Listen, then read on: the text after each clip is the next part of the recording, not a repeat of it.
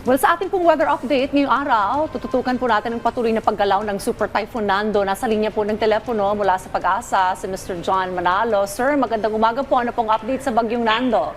Magandang umaga din po at ganoon din sa ating mga taga-subaybay. Kasalukuyan na nasa 245 kilometers itong si Bagyong Nando east ng Calayan, Cagayan. Meron itong taglay na maximum sustained winds o lakas ng hangin malapit sa mata ng bagyo na 205 kilometers per hour at gustiness o yung bigla ang paglakas ng hangin sa paligid nito na umaabot ng 260 kilometers per hour. Ito ay gumagalaw pakanluran generally sa bilis na 20 kilometers per hour. At dahil nga po dito, ay meron tayong nakataas sa signal number 5 sa northern portion ng Babuyan Island, signal number 4 naman sa southeastern portion ng Batanes, kasama yung natitirang bahagi ng Babuyan Island, northeastern portion ng mainland Cagayan, signal number 3 dito sa natitirang bahagi ng Batanes, northern and central portion ng mainland Cagayan, central portion ng Apayao, at northern and central portion ng Ilocos Norte. Signal number 2 naman sa natitirang bahagi ng Cagayan, kasama yung Isabela, natitirang bahagi ng Apayao, Abra, Kalinga, Mountain Province, Ifugao, northern portion ng Benguet, northeastern portion ng Nueva Vizcaya, natitirang bahagi ng Ilocos Norte, Ilocos Sur, at northern portion ng La Union. Signal number 1 naman sa probinsya ng Quirino, natitirang bahagi ng Nueva Vizcaya, natitirang bahagi ng Benguet, La Union, probinsya ng Pangasinan, Aurora, Nueva Ecija, Bulacan, Tarlac, Pampanga, Zambales, at northern portion ng Quezon, kasama ang Polillo Islands.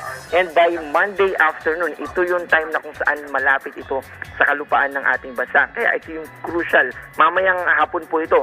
And then by Tuesday naman ng tanghali or umaga ay nasa labas na ito ng Philippine Area of Responsibility. Gusto natin paalalahanan yung ating mga kababayan sa posibleng threat na dala nito dahil posible itong magpatumba ng mga kabahayan, lalo na kung ito ay gawa sa mahihinang klase ng material at posible rin ito na magpatumba ng mga puno, lalo na sa mga nakataas, signal number 4 and 5.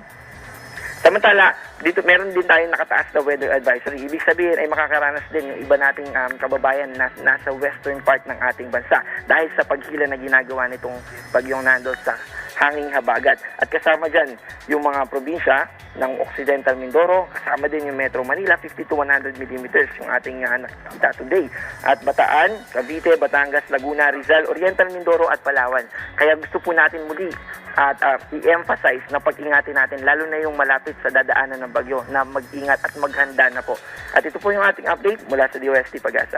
Alright, so Sir John, tama po ngayon po nasa may karagatan pa po itong Bagyong Nando at inaasahan po ba na magla-landfall po ito, sir?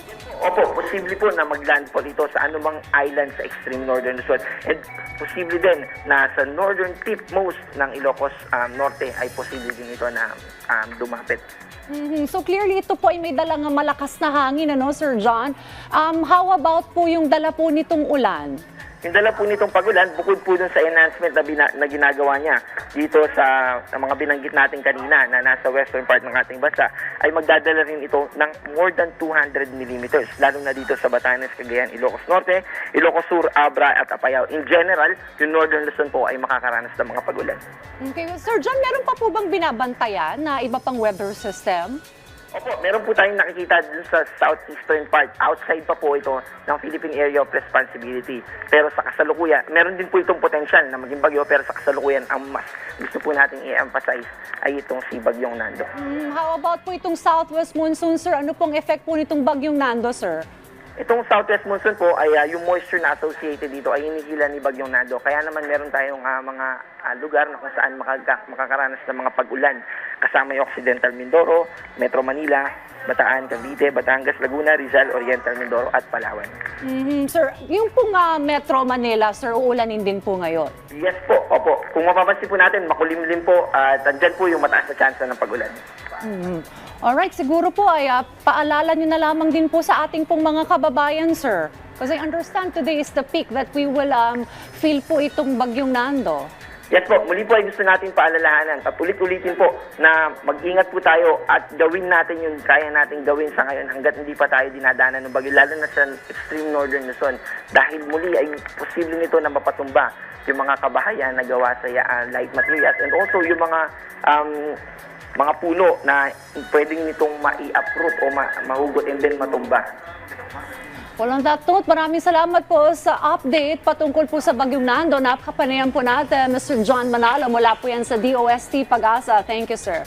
Salamat po.